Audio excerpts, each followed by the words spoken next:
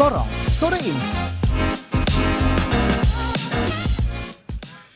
Pendengar dan pemirsa dimanapun Anda berada, Anda kembali mendengarkan dialog interaktif Pro 1 RRI Sorong. Dan di edisi hari ini, saya dan Usya akan bersama-sama dengan Anda dalam dialog interaktif yang kami hadirkan. Edisi Selasa 24 September 2024 dengan topik Polda Papua Barat siap amankan Pilkada 2024. Dan di studio bersama-sama dengan saya, pendengar, pemirsa dimanapun Anda berada, Kapolda Papua Barat Irjen Polisi Joni Edison Isir Esika MTCP, dan Pak Kapolda juga didampingi oleh Kabid Humas Polda Papua Barat Kombes Pol Ongki, kemudian juga ada Direktur Pol Air Polda Papua Barat LO Polda Papua Barat Daya, Kasatgas Wilayah OMP Papua Barat Daya Kombes Pol Budi Utomo SIK. Pendengar dimanapun Anda berada, Kamtipmas Kondusif ini merupakan goals dalam suksesnya penyelenggaraan Pemilu Kepala Daerah atau Pilkada 27 November 2024 nanti. Lantas seperti apa kesiapan Polda Papua Barat dalam menghadapi penyelenggaraan Pilkada nanti? Ini baru memasuki tahapan seperti ini saja. Di wilayah Papua Barat Daya kondisinya sudah agak mulai memanas. Nah, kira-kira ada perhatian khusus apa, pemetaan seperti apa yang kemudian akan dilakukan untuk mengantisipasi hal-hal yang tidak diinginkan. Nanti juga pendengar pemirsa Anda bisa bergabung bersama kami di 0951324222 untuk ikut berinteraksi bersama dengan Pak Kapolda Papua Barat. Siapa tahu juga sekaligus ada yang ingin curhat. Nah, boleh, silakan nanti bisa bergabung. Saya langsung saja ke Pak Kapolda. Pak Kapolda, bagaimana pemetaan Polda Papua Barat dalam melihat pengamanan Pilkada di wilayah Papua Barat Daya ini? Baru sampai tahapan jelang penetapan pencabutan nomor urut saja di wilayah Papua Barat Daya menghangat begitu. Silakan. Iya. Shalom, assalamualaikum warahmatullahi wabarakatuh. Om Swastiastu. Selamat sore untuk para pemirsa, para pendengar Pro 1 RRI Sorong. Terima kasih Bung Danu. Penyelenggaraan pilkada yang ada di Indonesia, khususnya kita yang ada di provinsi baru ini, Papua Barat Daya, ini kan bukan yang pertama kali. Iya. Setiap 5 tahun kita selalu mengikuti penyelenggaraan pilkada, apakah tingkat provinsi, dalam hal ini gubernur atau wakil gubernur, maupun tingkat 2, apakah bupati, wakil bupati, dan wali kota atau wakil wali kota. Memang khusus untuk provinsi Papua Barat Daya, karena ini daerah otonomi baru berdasarkan Undang-Undang Nomor 29 tahun 2022 ini menjadi yang pertama kali penyelenggaraan pilkada gubernur dan wakil gubernur provinsi Papua Barat Daya. Dan saya yakin semua stakeholder ini pasti akan semangat. Ada euforia tersendiri menyambut tadi nih kontestasi demokrasi lokal di provinsi Papua Barat Daya ini. Seperti biasa, tahap pendaftaran sudah kita lewati tanggal 27 sampai 29 Agustus. Proses tahap penelitian juga sudah kita lewati, dan terakhir kemarin tanggal 22 September itu kemudian penetapan bakal pasangan calon menjadi pasangan calon peserta pilkada gubernur dan wakil gubernur Papua Barat Daya. Dan tanggal 23 kemarin itu diambil nomor urut. Gini, saya yakin kawan-kawan pemirsa dan pendengar Pro 1 RRI Sorong ini semua mengikuti dengan cermat ini semua. Dinamika yang ada kaitan sama suhu yang kemudian menghangat, apalagi panas atau demam. Nah, tetap kita kemudian kelola. Artinya jangan sampai kayak anak kecil gitu. Oh, dia suhu naik itu orang bilang sumur kan, itu. Dan sumur-sumur itu ya di sekitar ya 37,5, 38 derajat lah. Gitu. Nanti kalau dia naik lagi sedikit lah 39. Yang penting kita jaga di jangan sampai step. Artinya di step itu kemudian ada aksi anarkis yang kemudian dia meluas, sehingga bisa melumpuhkan umpamanya aktivitas pemerintahan, aktivitas ekonomi, aktivitas sosial budaya, termasuk di pendidikan semua. Dan saya yakin para pemirsa pendengar, semua warga masyarakat yang ada di Provinsi Papua Barat Daya punya komitmen dan semangat yang sama bahwa pilkada gubernur Provinsi Papua Barat Daya ini harus bisa berjalan sesuai dengan prinsip-prinsip penyelenggaraan pemilu. Langsung, umum, bebas, rahasia, jujur dan adil itu ini. Dan dia harus berjalan dengan aman, damai, dan bermartabat. Saya pikir ini semangat komitmen yang menjadi modal dasar bagi kita semua, seluruh komponen yang ada di Provinsi Papua Barat Daya ini, termasuk yang ada di kabupaten kota, karena menyambut juga tadi pemilihan bupati dan wakil bupati serta wali kota dan wakil wali kota khusus yang di Kota Sorong. Gitu Bung Danu. Jadi ini dinamika yang biasa, ya. Dan sejauh ini bisa saya informasikan bahwa situasi Kamtibmas yang ada di wilayah hukum Polda Papua Barat, termasuk Provinsi Papua Barat dan khususnya yang ada di Provinsi Papua Barat Daya ini relatif kondusif. Salah satu indikatornya adalah aktivitas semua aspek di bidang pemerintahan, di bidang ekonomi, di bidang sosial pendidikan, di bidang sosial religi, semua berlangsung berdenyut seperti biasa.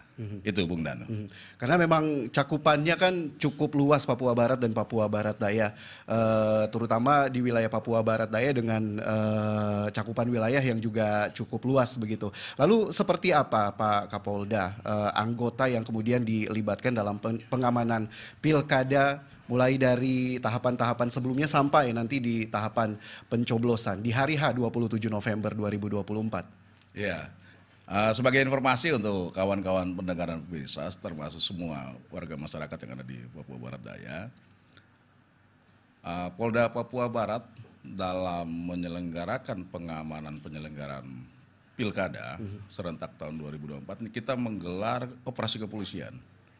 Jadi kita saat ini sedang menggelar operasi kepolisian dengan sandi Operasi Mantap Praja Mansinam 2024. Khusus yang di Provinsi Papua Barat Daya, personil yang tergelar itu sejumlah 856 kurang lebih. Memang dia terbagi dalam struktur operasi ada 9 satuan tugas.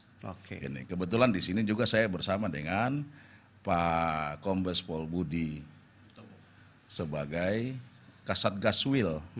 Jadi secara struktur Polda Papua Barat, Kapolda dan Wakapolda sebagai penanggung jawab kebijakan operasi dan wakil penanggung jawab kebijakan operasi. Di bawahnya itu ada Kopsda, jadi kepala operasi daerah. Di bawahnya kemudian ada Wakapolda. Nah kami bagi dalam 2 Satgaswil karena kita ada 2 provinsi. Jadi ada Satgaswil Provinsi Papua Barat dan Satgaswil Provinsi Papua Barat Daya. Nah khusus untuk yang Papua Barat Daya ini Kombes Budi selaku Kasatgaswilnya. Nanti di bawah Kasatgaswil itu ada 9 satgas. Mulai dari yang preemptif, preventif, kemudian Kamsel Tipcar Lantas, kemudian Tindak, Gakum, Banop, Humas. Ini yang kemudian kita bermitra tetap dengan kawan-kawan stakeholder penyelenggaraan pemilu, khususnya kawan-kawan TNI yang akan membantu kami dalam asisi pengamanan. Tetap kita berkolaborasi dengan kawan-kawan Pemprov Papua Barat Daya. Tentunya pasti kita berkolaborasi dengan kawan-kawan KPU sampai ke tingkat ad hoc di bawah KPPS. Ini kawan-kawan Bawaslu juga sampai ke tingkat ad hoc di bawah di Panwas TPS. Ini. Jadi ini kira-kira struktur kebijakan dan strategi kita dalam mengamankan penyelenggaraan setiap tahapan. Tanggal 25 September besok ini tahap kampanye dimulai. Sampai tanggal 23 November. 24, 25, 26 November itu hari tenang. Hari tenang artinya ya alat peraga kampanye yang masih terpasang harus bisa kemudian dibersihkan lah. Dan momentum untuk kita punya masyarakat pemilih untuk bisa kemudian sama-sama merenung, berkontemplasi, berdoa lah. Kira-kira nanti tanggal 27 hari pemungutan suara ini saya akan pilih siapa. Gitu. Jadi tanggal 27 itu adalah pemungutan suara dan penghitungan suara di TPS. Kemudian akan masuk kemudian tahap rekapitulasi secara berjenjang. Jadi di PPD, kemudian di kabupaten kota. Nanti untuk yang provinsi nanti dia akan bersentral di KPU provinsi. Ini KPUD provinsi. Di mana sesuai dengan timeline, sesuai dengan PKPU nomor 2 2024 itu di tanggal terakhir itu 16 Desember ini. Jadi kalau saya boleh nyanyi, ini ada jingle ini toh. Jadi kita harapan tadi, ayo pace-pace kakak dong semua, ayo mantapkan langkahmu menuju bilik suara.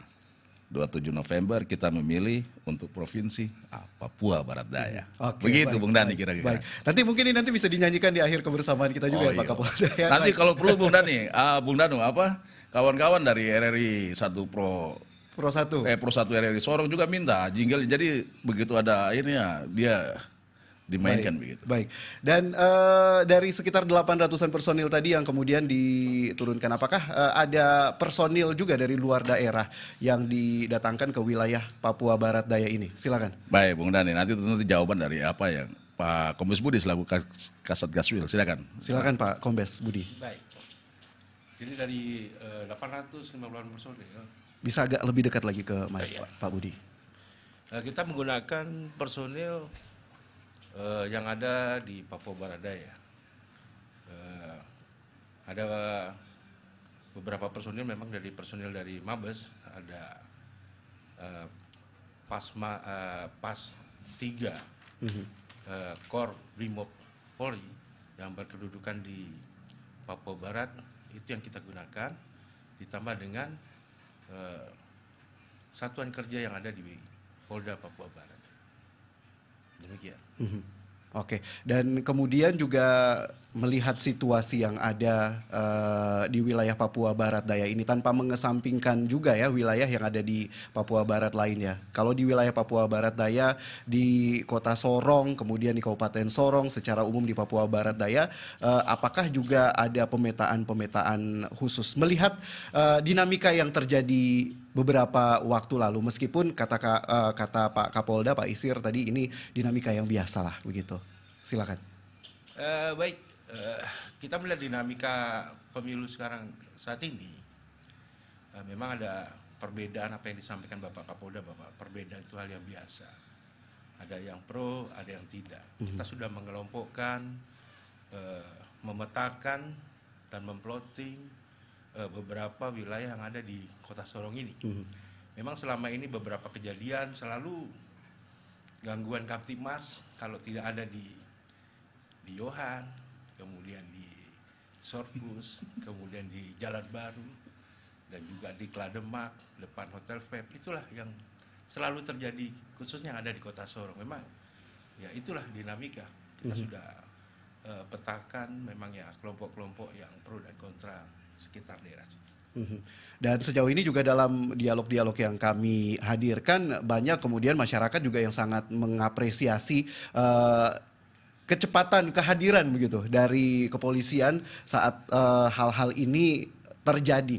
Namun di luar itu juga banyak tuntutan warga ini mengenai kaitan dengan kebebasan berpendapat di muka umum. Nah, ini juga tentu saja Pak Kapolda merupakan bagian dari dinamika. Tapi di sisi lain itu tadi euforia Pak Kapolda. Bagaimana Anda kemudian melihat hal ini? Silakan. Jadi begini Bung Danu, kita ini kan sudah mengadopsi sistem demokrasi. Di dalam sistem demokrasi tentunya ada beberapa prinsip di sana yang harus kemudian kita hormati dan kita junjung tinggi. Prinsip-prinsip terkait berdasarkan hukum, semua persamaan di muka hukum, termasuk tadi kebebasan pers, kebebasan menyampaikan pendapat di muka umum. Di Undang-Undang Nomor 9 tahun 98 itu sudah diatur bagaimana ketika kemudian kita menyampaikan pendapat di muka umum. Ada beberapa limitasi di sana. Nanti lebih lebih jelas lagi nanti kalau kemudian kita baca di pasal 6. Iya. Karena di sana ada tidak mengganggu ketertiban umum. Ini.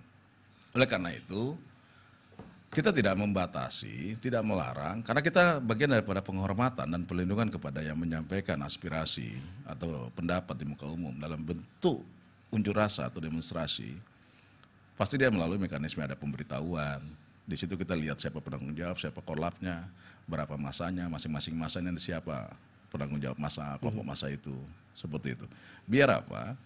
proses penyampaian aspirasinya ini bisa berjalan dengan tertib. Ini.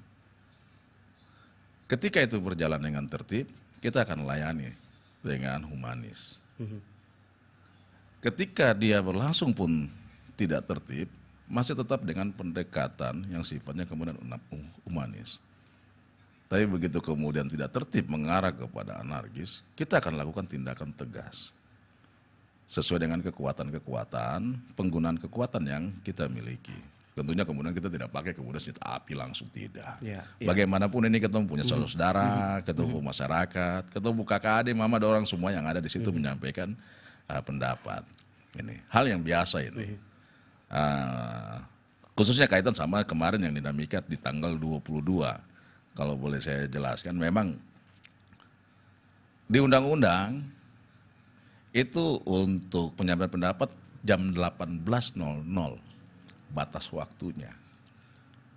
Kita masih kasih ruang sampai di pukul mendekati 24.00. Itu adalah satu bentuk bagaimana kemudian kita masih memberikan satu ruang kepada kawan-kawan yang menyampaikan pendapat ini. Tapi ketika kemudian mendekati pukul 24.00 malah lebih, kurang lebih sekitar 00.15 ini, kemudian kita kasih sampaikan, kita kasih himbauan, karena kawan-kawan KPUD Provinsi Papua Barat Daya sudah mengumumkan di websitenya hasil pleno penetapan paslon seperti itu, untuk bisa kembali dengan tertib ke tempat masing-masing. Nah di situ kemudian sudah ada beberapa yang melakukan ya mungkin spontanitas, aksi-aksi yang kemudian tentunya melanggar hukum karena bisa masuk kepada anasir-anasir sangkaan pidana. Ambil contoh, kerusakan bersama terhadap barang atau orang. Ya, pasal 170 KUHP. Ini bisa masuk. Ada yang kemudian bakar ban dan sebagainya. Ini.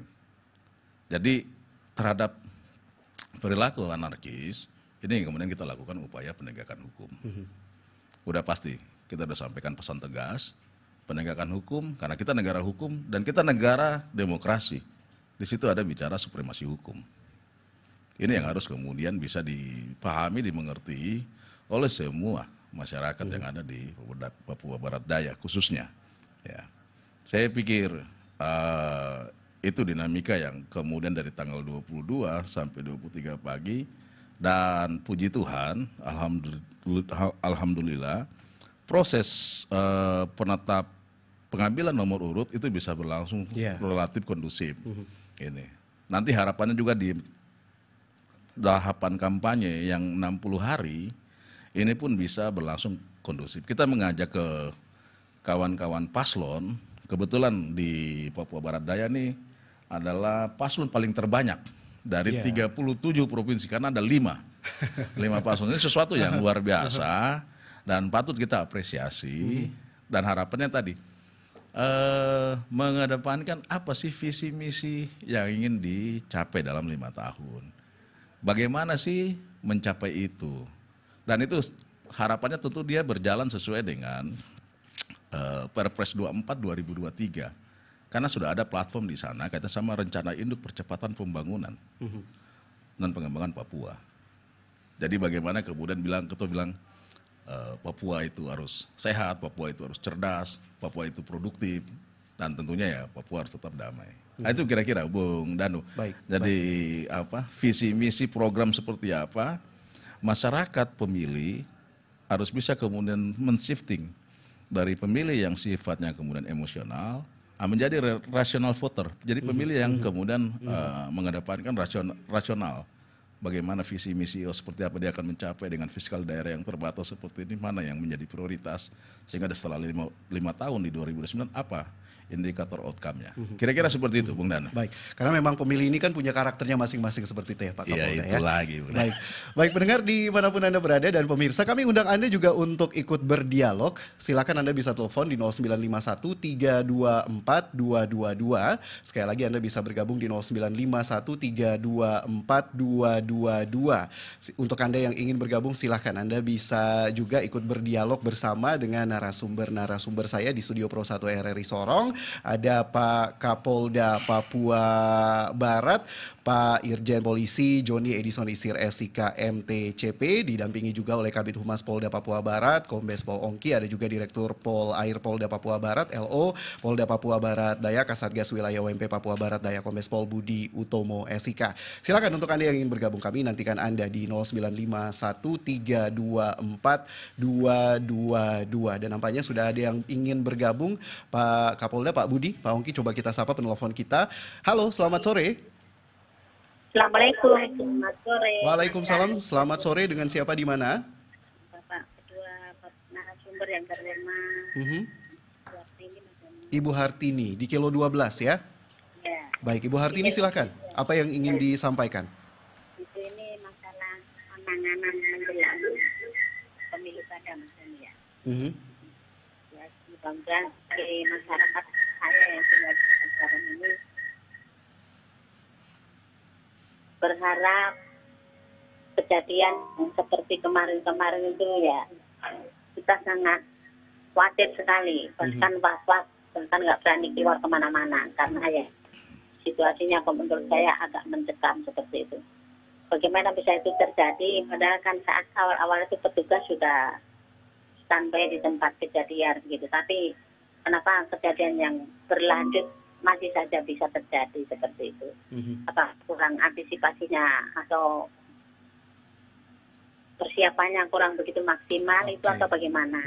Harapan kami sebagai masyarakat ya, mudah-mudahan menjelang pemilu kada ini nanti kota kita tercinta Papua Barat Daya, khususnya Kota Sorong, terjadi aman, nyaman, supaya kita bisa hidup tenang dan senang.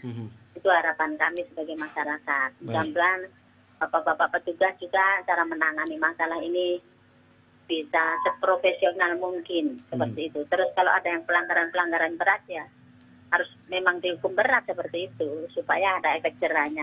Terutama yang aktor intelektual yang menyebabkan chaos beberapa waktu lalu itu juga harus ditangkap begitu maksudnya ya?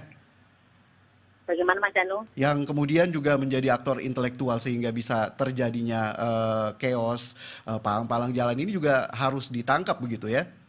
Iya, harus ditangkap. Jangan dibiarkan mereka masih merajalela. Akhirnya nanti akan timbul masalah yang baru seperti itu. Kalau memang sudah si A bersalah, si B bersalah, tetap harus ditindak cepat. Jangan sampai karena Anda sudah ada istilahnya indikasi bersalah, terus nggak ditangkap, nggak diproses, akhirnya masyarakat masih gelisah sana sini seperti itu. Oke, baik Ibu Hartini. Harapan kami ya penetapan hukum itu yang harus yang jelas, proses yang jelas seperti itu.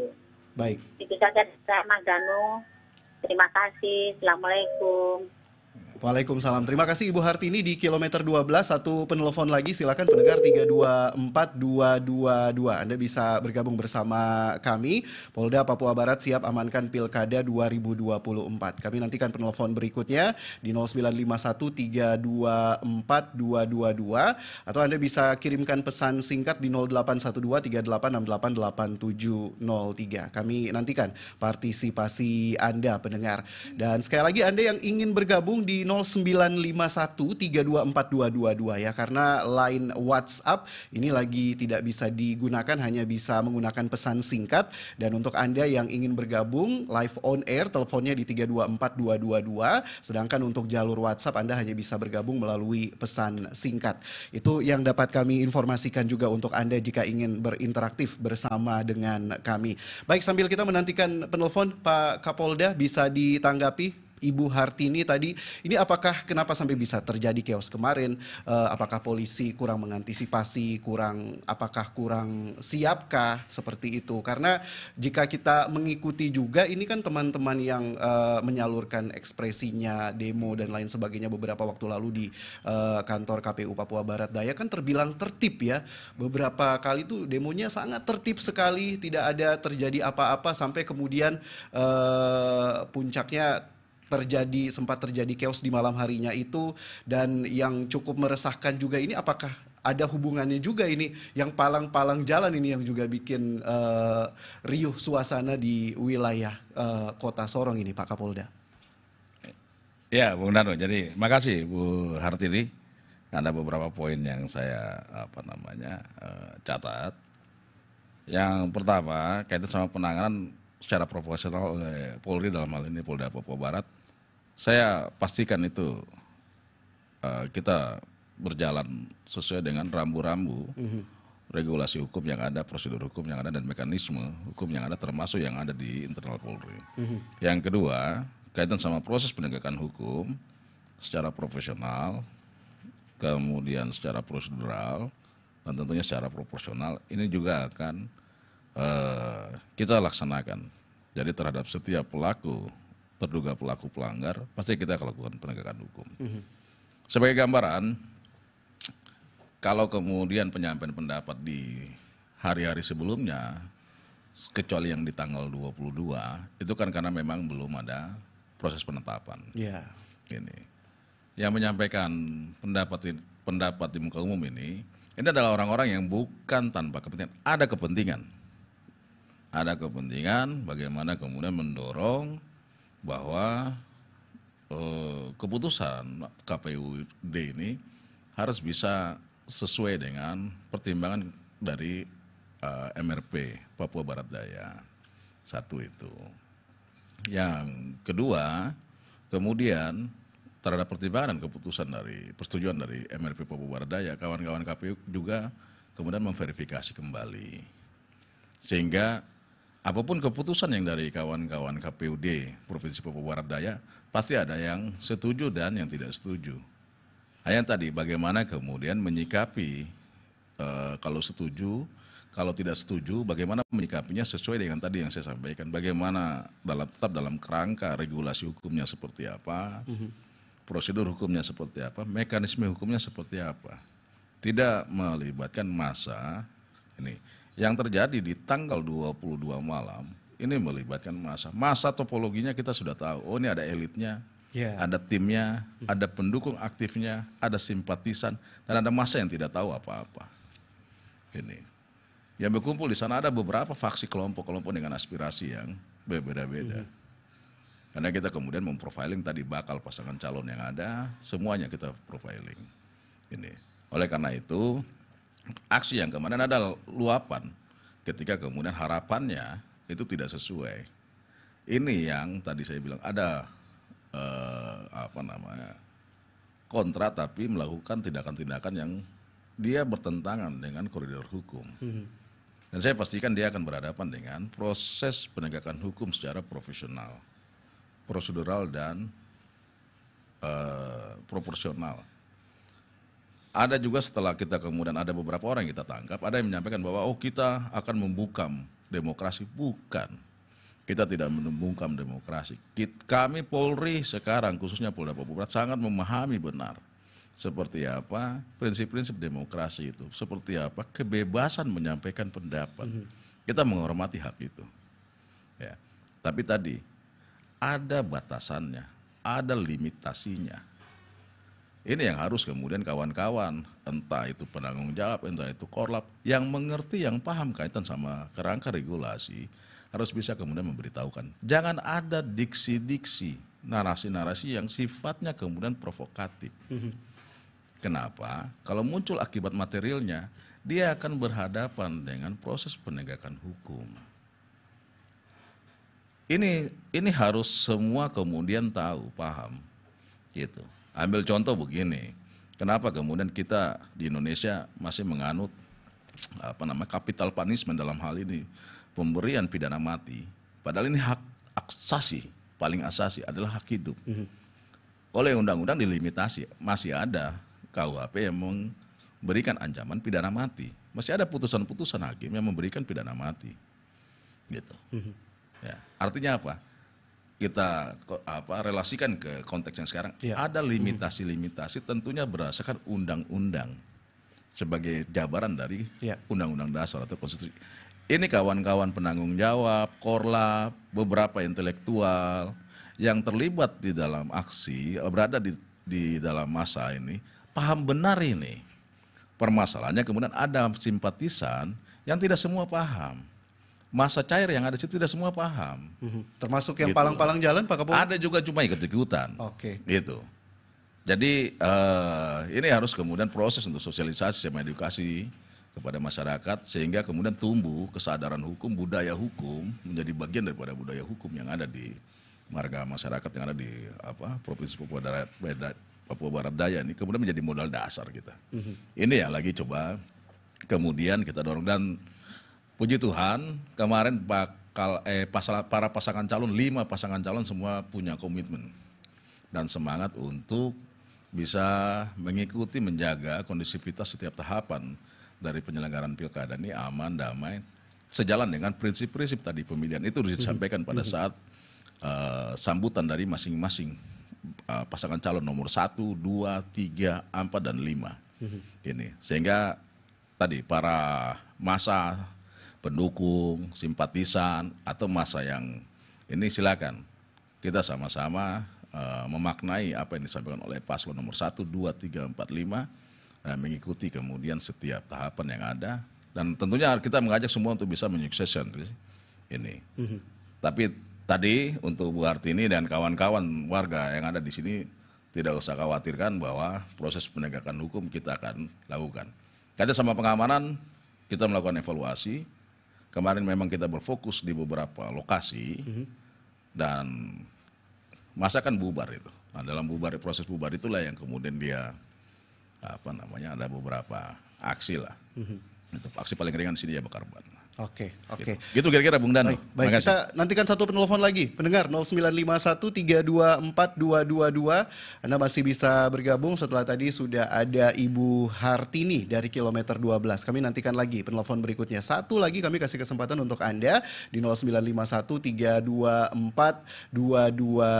Pendengar, silakan bergabung bersama dengan kami di dialog interaktif sore hari ini.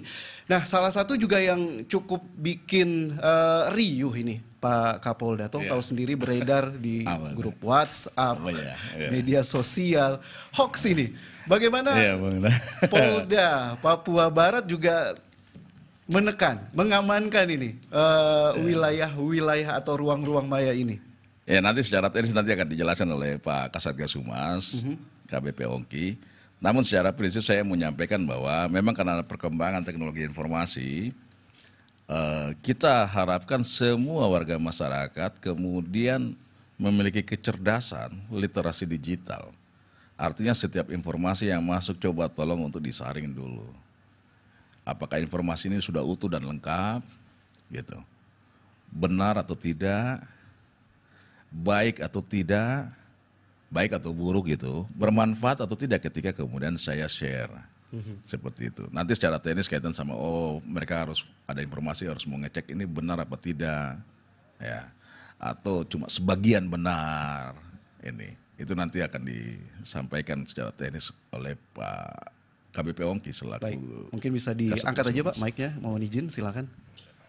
Silakan Pak Ongki. Ya. Terima kasih Bung Danu. Menanggapi banyaknya tadi pertanyaan yang diberikan, berita-berita hoax yang berkembang di masyarakat, kemudian yang berseliweran di jagat dunia maya. Iya, yang menghebohkan pembacokan, kantor capil dibakar ini, tentu saja ya cukup meresahkan lah. Ya, memang ya tadi seperti sudah disampaikan oleh Bapak Kapolda, memang dengan berkembangnya dengan pesat perkembangan zaman, kemudian bagaimana teknologi informasi itu berkembang sangat pesat. Memang di sini kita mempunyai tanggung jawab sebenarnya pribadi loh. Iya. Kalau dulu mungkin ada pepatah bilang mulutmu harimaumu kan, kalau sekarang mungkin jarimu harimaumu ya. Mungkin Pak Kapolda. Karena sedikit-sedikit kita tidak tahu kita yang memposting itu siapa. Bisa dia hanya dari mungkin di ujung sana di daerah Salawati ujung sana masih pakai sarung dia tuh. Dia bikin berita-berita yang tidak betul dan sebagainya. Makanya kami menghimbau kepada masyarakat terutama di daerah wilayah Papua Barat Daya, ya, kemudian Sorong Kota, Sorong Aimas dan sebagainya.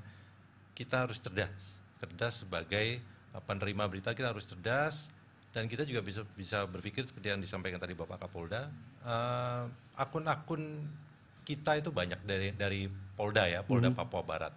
Itu ada akun humas dari Instagram, TikTok, kemudian Facebook. Jadi masyarakat bisa men-DM kita, ya, men-DM kita untuk menanyakan berita itu betul atau tidak. Kemudian juga di masing-masing wilayah ini kita masing-masing punya media sosial, akun-akun media sosial, baik TikTok, kemudian baik Facebook, Instagram, seperti Polres Sorong Kota, kemudian Polres Aimas, Polres Maibrat, itu semua punya media sosial dan itu bisa dimanfaatkan oleh masyarakat untuk menanyakan kebenaran berita tersebut. Kemudian juga kita juga hidup secara bersosial, pasti sedikit banyak kita juga punya kawan-kawan ataupun saudara, family yang berprofesi sebagai penegak hukum, aparat penegak hukum, baik itu dari TNI, dari Polri. Nah itu kita juga bisa menjadi salah satu jalan kita mengecek kebenaran berita tersebut. Itu seperti yang mungkin tadi beberapa malam yang lalu muncul berita tentang pembacokan, padahal itu ada di Sulawesi Utara dan itu sudah lama kan. Nah itu kan diposting atau disebarkan oleh orang-orang yang ingin merusak situasi Kamtipmas yang kondusif di Kota Sorong ini. Dan parahnya di-share pula begitu ya. Ya, parahnya di-share pula. Nah, intinya sih seandainya kalau ada berita-berita yang seolah-olah itu memojokkan, ingin membuat kisruh, ya jangan langsung percaya. Jangan langsung percaya. Itu mungkin tips dari. Tapi begini juga Pak Ongki, mungkin kita sebagai masyarakat membutuhkan rujukan lah saat ada konten hoax ini beredar begitu. Bagaimana kemudian kita harus kemana nih untuk mengecek apakah berita itu benar atau tidak? Tentu saja seperti media-media konvensional ini juga menjadi penting untuk bisa menjadi rujukan sebuah informasi. Tapi tentu saja masyarakat juga sangat berharap kepada pembagi informasi yang bisa dikatakan lebih valid, apalagi kaitannya soal keamanan begitu. Dan membutuhkan respon yang cepat untuk kemudian kita bisa tahu nih, oh itu ternyata hoax sebelum kemudian kita sebar juga. Nah, apakah juga dari pihak kepolisian ini bisa merespon cepat begitu atau bahkan bisa menjadi rujukan saat konten-konten provokatif ini beredar, Pak Ongki? Ya. Kalau di kita di Polda Papua Barat kita masih punya layanan hotline 110. 110 ini bisa kita gunakan untuk kita menanyakan informasi tentang kejadian-kejadian tersebut. Itu ada nanti begitu teman-teman atau masyarakat telepon 110 ini itu akan disampaikan kepada wilayahnya ya, di wilayah di mana penelpon ataupun pemberi informasi itu berada. Kalau memang dia ada di Fakfak, dia akan masuknya ke Fakfak. Kemudian kalau ada di Sorong, dia akan masuk ke Sorong, dalam arti kata ke Polres ya masing-masing wilayah. Nah itu juga bisa kita gunakan untuk mengecek keabsahan berita tersebut. Cuman ya memang itu tidak langsung bisa kita langsung tanggapi. Memang semuanya kan membutuhkan proses, Pak. Ya, oleh sebab itu tadi saya sampaikan pergunakan diri kita sebagai manusia, masyarakat yang kita bersosialisasi dan sebagainya. Kalau memang membutuhkan penanganan yang cepat dan sebagainya, kita coba telepon teman-teman kita yang mungkin memang dia berprofesi sebagai polisi untuk kita make sure bahwa itu atau memastikan bahwa berita itu memang benar atau tidak. Karena jangan sampai lagi-lagi rujukannya sosmed lagi yang belum tentu benar lagi begitu beritanya seperti itu. Baik Pak Ongki, terima kasih. Saya kembali lagi ke Pak Kapolda. Sejauh ini koordinasi lintas pemangku kepentingan yang dilaksanakan ini seperti apa? Karena tentu saja ini semuanya sinerginya harus komprehensif, harus terus terjalin, tidak bisa hanya polisi saja yang kemudian mengkampanyekan pilkada yang aman dan damai di wilayah Papua Barat Daya. Sejauh ini juga dengan pemangku-pemangku kepentingan, bahkan pasangan-pasangan calon ini dan pemerintah dan seterusnya ini komunikasinya seperti apa untuk betul-betul mewujudkan, jangan sampai hanya ya kampanye damai tanda tangan tapi kemudian ujung-ujungnya juga ada percik-percik lagi lah, mungkin seperti itu. Ya, kalau ada percik-percik kan bagian daripada dinamika, Bung Dano. Namanya juga katakan pesta demokrasi kan. Pesta demokrasi ini kan kalau tidak ada yang meriah kan ada yang kurang. Artinya ya ibarat piring pesta lah. Piring pesta, setelah pesta kalau kotor nanti kan kita cuci bersama-sama. Setelah kita cuci kita simpan. Kita simpan, kalau sekarang 2024 kita simpan, nanti di 2029 kita buka lagi, kita pakai lagi. Ya, permasalahannya jangan sampai kemudian piring-piring pesta itu kemudian pecah. Karena nanti di 2029 dan seterusnya kita tidak bisa pakai lagi. Ini yang kemudian memang dibutuhkan, salah satunya adalah kedewasaan dalam berpolitik. Khusus kaitan sama informasi yang kemudian beredar melalui berbagai platform atau komunikasi, dibutuhkan kecerdasan.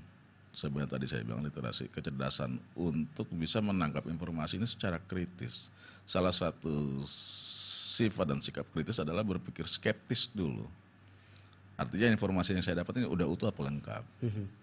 Apakah informasi ini benar atau tidak? Kalau mau di-sharing, apakah informasi ini baik atau buruk? Kalau saya sharing, informasi ini bermanfaat atau tidak?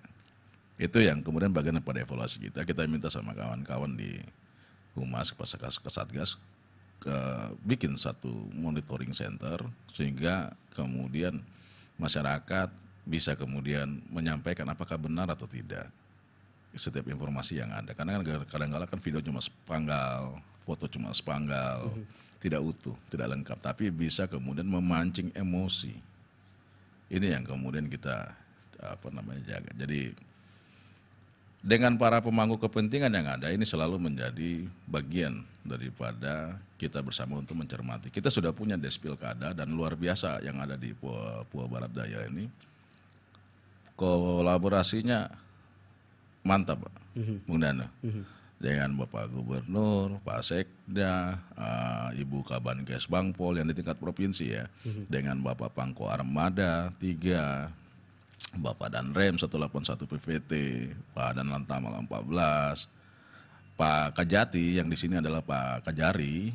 Ini kita kompak. Komunikasi juga dengan pimpinan-pimpinan partai politik relatif dia cair, ya.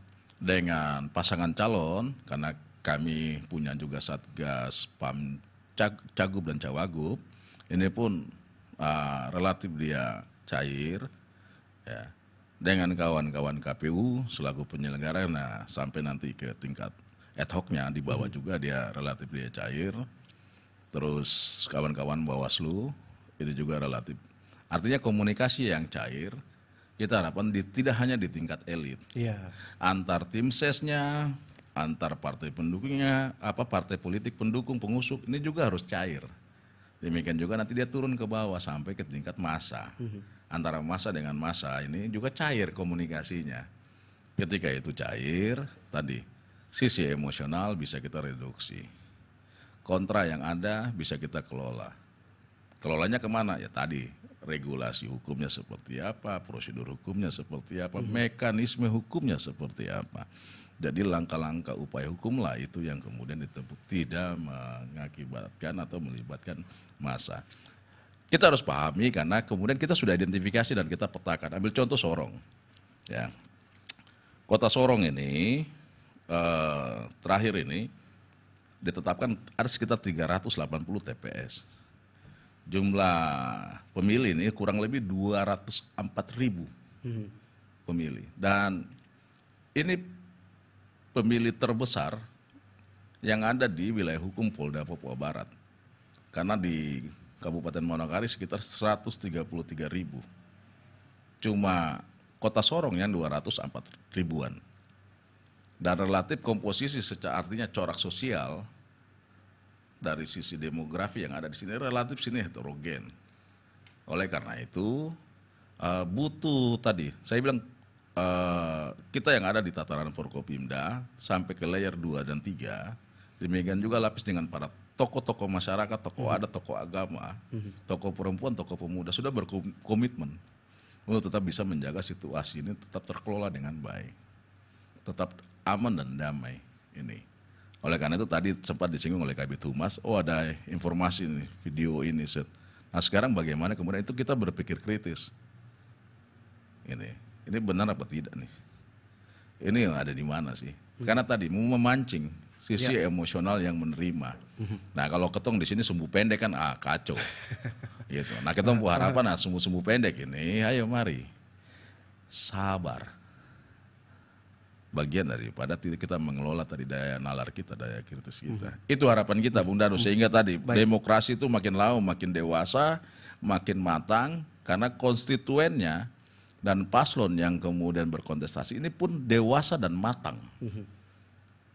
Itulah Bung Dani. Tidak terasa sudah sampai di bagian akhir kebersamaan kita ini, Pak Kapolda. Sudah hampir 1 jam perbincangan kita, closing statement Anda dan himbauan Anda, terutama terkait dengan topik kita. Polda Papua Barat siap amankan Pilkada 2024. Pak Kapolda silakan. Ayo pace-mace, kakak dong semua, mantapkan langkahmu menuju bilik suara 27 November kita memilih untuk Provinsi Papua Barat Daya. Mari kita semua sukseskan. Karena ini Pilgub Provinsi Papua Barat Daya yang pertama kali, mari kita awali dengan dia berjalan sesuai dengan prinsip-prinsip penyelenggaraan pemilu kada. Ya, dia menjadi pilkada yang benar-benar bermartabat, benar-benar setiap tahapan berjalan dengan aman dan damai. Ini pesta ketong semua di sini, masyarakat semua. Karena nanti ada irisan juga dengan Pilgub dan Pilwali Kota.